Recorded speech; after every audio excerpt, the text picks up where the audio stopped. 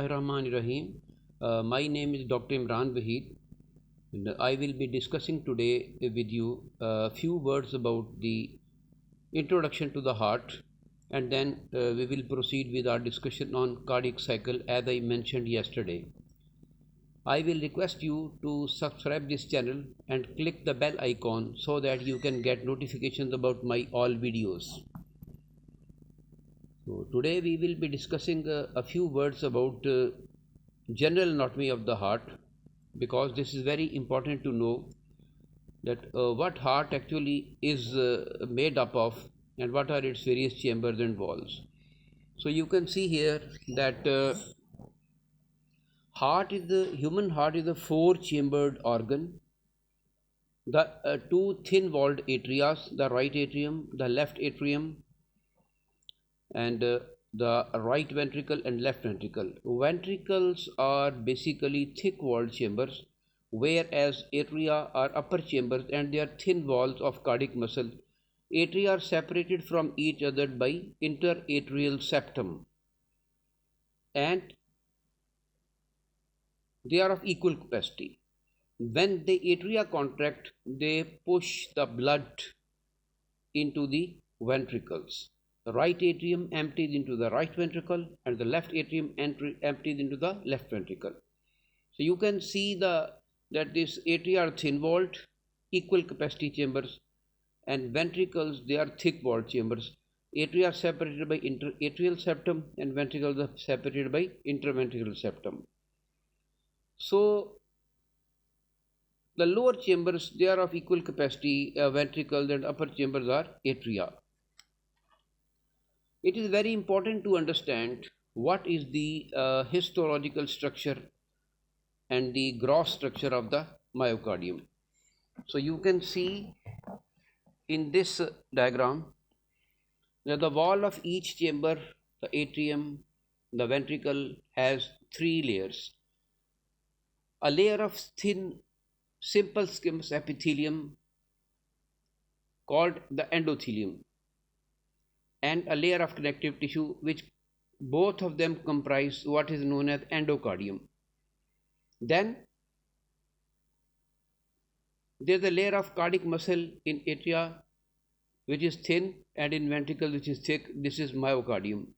Outermost are two double layer serous membrane with a parietal and visceral covering encloses the whole heart, and this is known as pericardium. So starting from within outwards, we have endocardium, myocardium, and pericardium. The cardiac muscle of atria is completely separated from the cardiac muscle of the ventricles at the atrioventricular groove. You can see this is the atrioventricular groove. It separates atria and ventricle from each other. Atrioventricular groove on either side, on the left side and the right side. Similarly, a fibrous skeleton which consists of four rings of dense connective tissue joined together, and each ring is called as annulus fibrosus and has a heart valve attached to it. It's very important to understand it. What I want to make you understand is that atrioventricular groove separates atria from the ventricles. So there is complete separation, as I discussed yesterday. Only the wiring system of the heart or the conduction system impulses can cross through them, otherwise there is total insulation. So atrioventricular groove separates atria from ventricles, and a fibrous skeleton is present at this place. This fibrous skeleton actually consists of four rings of dense connective tissue joined together, and each ring is known as annulus fibrosus, repeating again and again because you need to understand this. So annulus fibrosus is an annular ring for mitral valve, tricuspid valve. Another important point to understand about the pumping action of the heart is that human heart is basically it functions as a double pump. what do you mean by the double pump? That is, it's had a clear cut separation into right and left side. On the right side, we have right atrium, a right ventricle, and from right ventricular we have pulmonary artery originating, and similarly the right atrium is receiving blood from the head, neck and upper parts of the limb through superior vena cava, and from lower part of the body, from the trunk and lower limbs, the blood is being received from the lower part by the inferior vena cava. This blood is then pumped into the right ventricle, and right ventricle contracts to pump it into the pulmonary artery. Similarly, the blood on the left side is received from the lungs through the pulmonary veins. Always remember, pulmonary artery is the only artery in the body which contains deoxygenated blood. And pulmonary veins, four pulmonary veins, are the only veins in the body which contain oxygenated blood. So from the lungs, the blood enters into the left atrium. From left atrium, it is pumped into the left ventricle by contraction of the left atrium, and left ventricle then pumps blood into the aorta, and aorta carries the blood to all other parts of the body. So right atrium receives blood from body parts of the upper tissue, and its oxygen content is reduced, it's deoxygenated, while carbon dioxide content is high. This blood passes into the right ventricle, and then, as I said, it pumps into the pulmonary artery to the lungs to give up some carbon dioxide and take up some oxygen. The blood is oxygenated and is returned by the pulmonary veins into the left atrium. From left atrium, the blood pumped into the left ventricle, and left ventricle receives the blood returning from the lungs, which is oxygenated blood. It's increased oxygen supply is increased, and carbon dioxide content is reduced. That is, it is oxygenated. So the blood is then pumped into the aorta, and then this blood passes into all parts of the body. Basically functions as the main pump of the heart and supplies the tissues with blood and oxygen and removes carbon dioxide from this. So this diagram is a simple diagram. We simplify the structure of heart and makes it easier for us to understand. So before we proceed further, I want you to understand another important point, and that is that if you keep this diagram in mind, you will be able to understand cardiac cycle in a much better way. So what is a cardiac cycle? Cardiac cycle is basically a sequence of mechanical and electrical events which occur from one complete heartbeat, that is from beginning of the one heartbeat to the beginning of the next heartbeat, that is from one heartbeat to the next heartbeat. So it is basically a sequence of electrical and mechanical events from one heartbeat to the other heartbeat. So it involves alternated periods of contraction and relaxation, which are respectively known as systole and diastole. So the chambers of the heart, both the atria and ventricle, both these chambers, they pass through these stages of systole, contraction, and diastole or relaxation. Systole is the phase of cardiac cycle, which is the phase of contraction of the heart muscle or myocardium, and during systole the blood is pumped into out of the chambers. Diastole, that is the phase of relaxation of the heart, and we can see that when the heart muscle relaxes, the chambers receive the blood, that is filled with blood. Atrial systole, as I mentioned, systole is a feature of both atria and ventricle. So atrial systole means contraction of the atria, which pushes blood into the ventricles. Similarly, ventricular systole means pumping blood out of the heart into the arteries. Atrial diastole, when atria relax and they are filled with blood and they receive blood from the veins. Ventricular diastole, relaxation of the ventricles, which allows them to fill them with blood from atria. This is very important. Finally, last but not the least, it is very important to know that how long is the duration of cardiac cycle.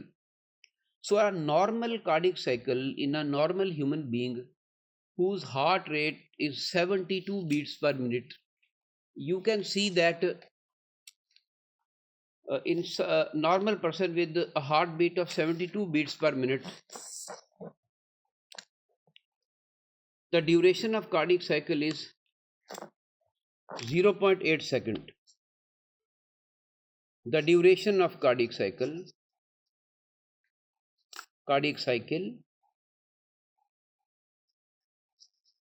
is 0.8 seconds.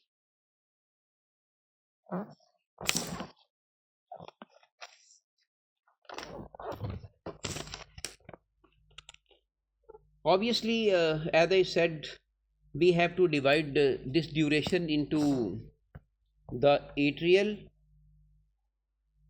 systole, atrial diastole, ventricular systole,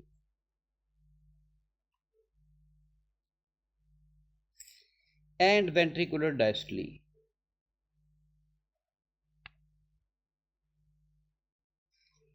Some people read it as diastole or systole. That's also okay. It means contraction, and diastole means relaxation. Contraction is the process of pumping the blood out of the chamber. Relaxation is the process of receiving the blood into the chamber. Contraction and relaxation. I think it is clear that these are two phases. Then the total duration of cardiac cycle is 0.8 seconds in a person with heartbeat of 72 cycles per minute, 72 beats per minute. So what is the actual we are talking about? First we will talk about ventricular systole and diastole. The duration of both atrial and ventricular cardiac cycle is 0.8 second, but there is a little bit difference. For example, in ventricular systole we see that the systolic phase systole duration is 0.3 seconds.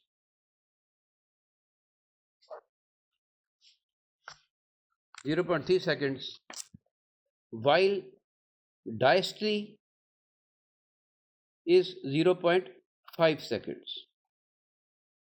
Both they collectively make 0.8 seconds.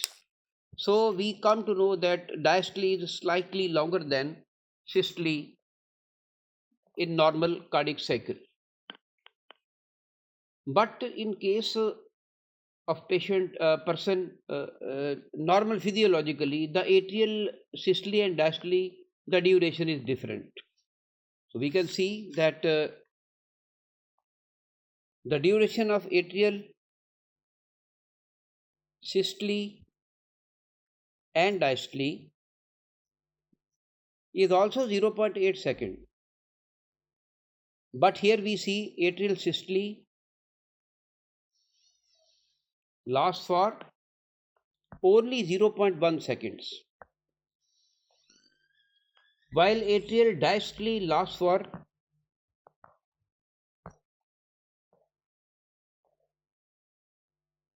0.7 seconds.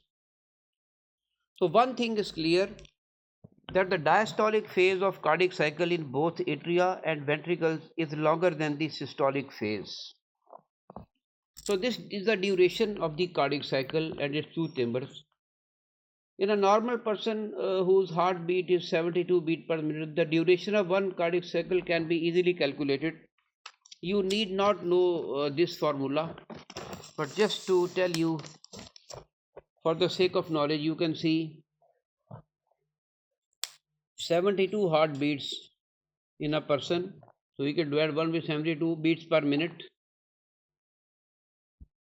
So it's comes out to be 0.0139 beats per minute. So at the heartbeat of 72 beats, the duration of one cardiac cycle will come out to be 0.8 seconds. I hope this is clear that the duration of cardiac cycle is totally 0.8 seconds both for atria and for ventricles. And in atrial systole, contraction and relaxation, the atrial systole is 0.1 second, diastole is 0.7 second. And in ventricles, it is 0.3 second systole and 0.5 second diastole. After having noted the duration of systole, we need to know that cardiac cycle is a continuous, a rhythmic process which continues throughout the life of the person and is controlled by the heart's electrical conduction system and regulated by the autonomic nervous system. These things are well known to you. I need not go into the details, sympathetic, parasympathetic, etc. So understanding the cardiac cycle is crucial for assessing the heart function and diagnosing various diseases of the heart. Always remember one thing, that cardiac cycle is the basis of the physiological hemodynamics of the heart. The pressure, the volume changes, and the hemodynamics of the cardiac cycle forms the basis of changes which occur during very pathological diseases. So if you know the normal physiology, it will become very easy for you to understand cardiac cycle. The most important message of the cardiac cycle is that, as I said, it is a sequence of electrical and mechanical events from one heartbeat to the other.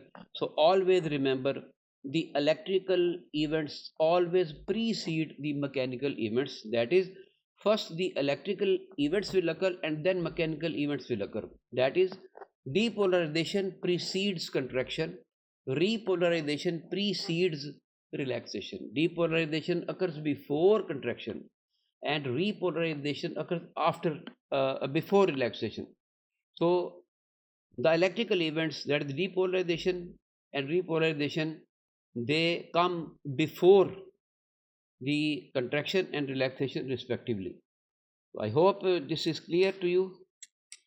So just to have a brief review of what I have said, you can see in this diagram, this very clear diagram of cardiac cycle taken from a standard book, and clearly indicates that this is atrial contraction. Atrial contraction begins and blood is pumped, which has been received from superior vena cava and inferior vena cava into the right atrium, from right atrium into the right ventricle, and then this is isovolumetric contraction. That is, there is no net change in the volume. Pressure is being increased. So there is ventricular pressure increases, the valves open, and the blood is pumped into the aorta and pulmonary artery. This is ventricular ejection phase. We will discuss it in detail. And actually it is starting from here, isovolumetric relaxation phase, in which both atria receive blood.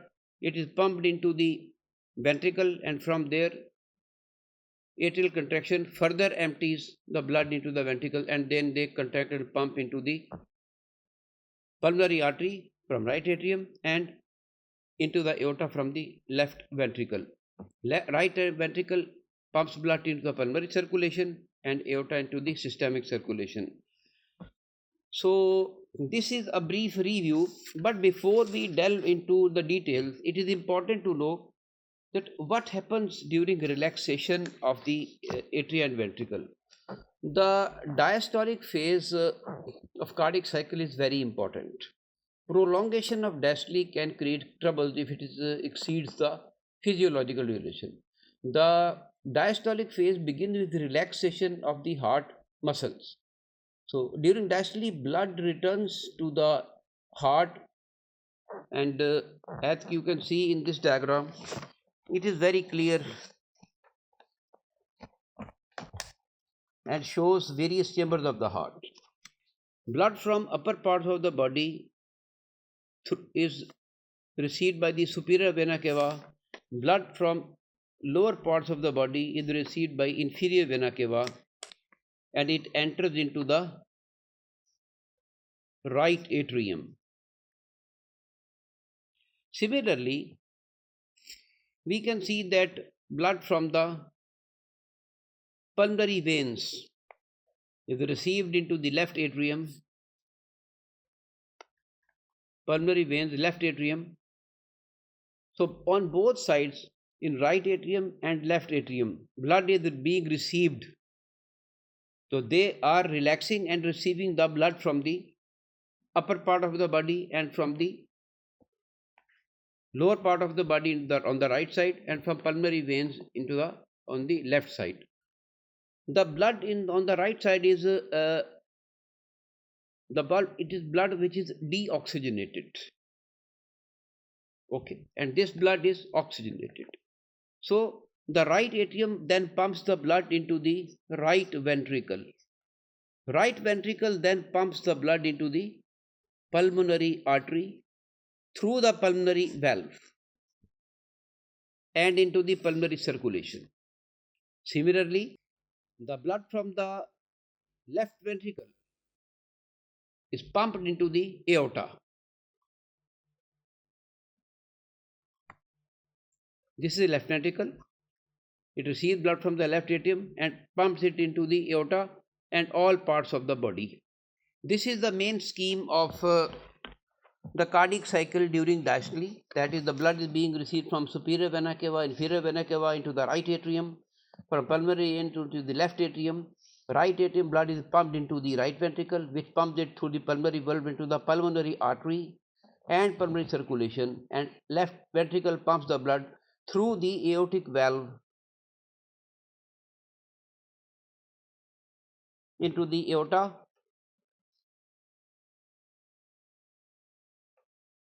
This is aorta.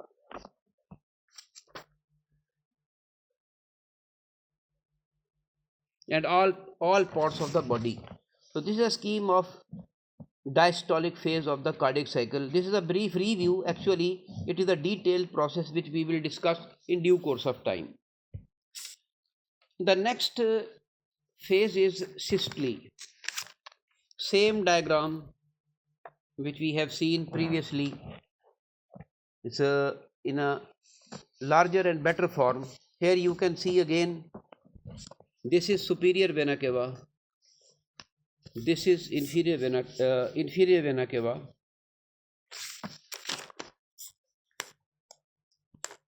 This is right atrium. This is left atrium. This is right ventricle. This is left ventricle. This is pulmonary valve. This is aortic valve. This is aorta. And this is pulmonary artery. I think it is clear. We have seen. So this is basically a same diagram, but I will illustrate to you in this diagram about the cardiac contraction or systolic phase. This wave of contraction starts as the ventricle enter the ventricular systole and start contracting. The pressures in the ventricles are increased and they shut the mitral and tricuspid valves in such a way that pressure keeps on increasing. When the pressures exceed the pressures in the aortic and pulmonary valves, these valves open and the systolic part of the cycle begins. Ventricle contract hardly and they push most of the blood into the pulmonary and systemic circulation. That is, as I mentioned, this part we have covered in diastole. Now we are concerned with systole. Left ventricle pumps blood into the aorta through the aortic valve into a systemic circulation. The right ventricle pumps blood through the pulmonary valve to the pulmonary artery into the pulmonary circulation. So this is the mainstay of the systolic phase or contractile phase of the cardiac cycle. Just keep this diagram in mind. This is very important. These are major arteries supplying blood to the upper part of the body, and rest of the blood goes to the systemic circulation. So this is the main scheme of the cardiac cycle. I have mentioned the same process for the diastole as well. So keep in mind the systole and diastole separately.